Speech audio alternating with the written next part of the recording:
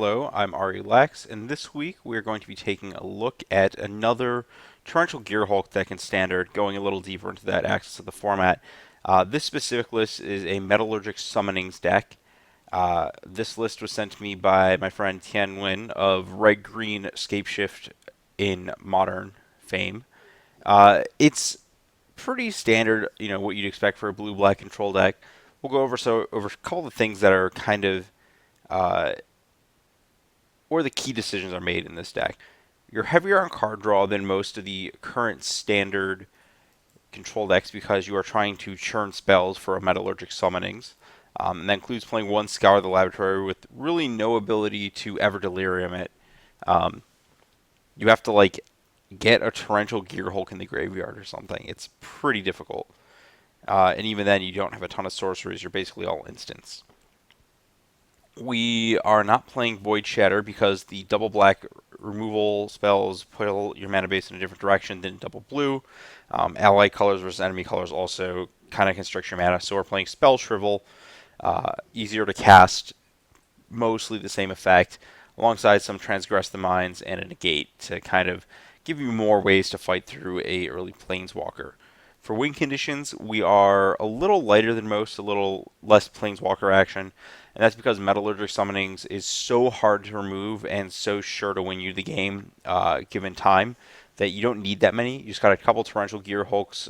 You can't go too high on this count because you got some clunkers, but it's, this is how many win conditions you want. You don't really want multiple summonings because most of the time you'd rather just play a spell instead of playing another summonings and then setting up for more spells down the road. You want to actually progress the board state and win the game. Then you just got a million black removal spells. Actually, if you look at the deck, it's literally black removal spells, some transgresses, and then a bunch of blue cards. Removal wise, some Ruinous Pass, not a great card, but kind of required to kill Gideon. Murders don't want a ton of this effect because it's clunky alongside Essence Extraction. This deck does need a way to gain back life. Again, it's a little slower. It does need a way to ensure that it can keep pulling out turns, but a ton of Murder, a ton of Essence Extraction, 4 of either is just overkill. But you do want 4 Grasp of Darkness, which is basically as close to 2 mana kill a thing as you will get in this format. Not a ton of finesse here, just a bunch of destroy target things. And then a bunch of other things that trade for a card, ways to draw cards, and then card that gives you a free card every time you cast a spell. If you actually just look at the cards, it's really oddly straightforward for a blue control deck.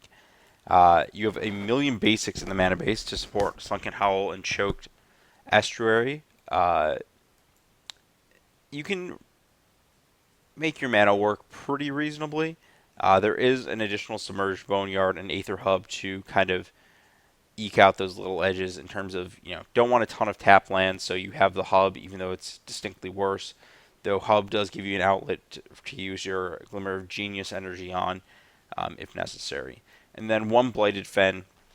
I don't know if you can afford multiples, but having one land that regains value in the deck is really nice.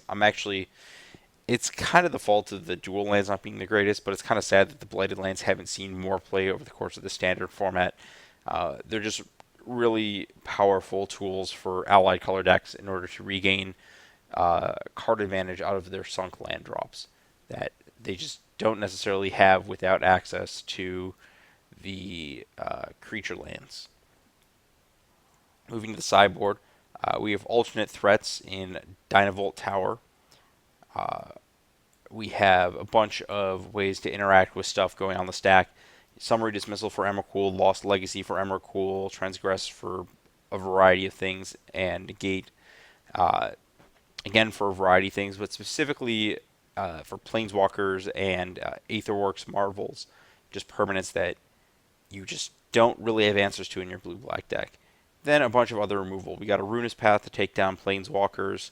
We have a bunch of Flaying Tendrils to shore up against aggressive decks, as well as another Essence Extraction there.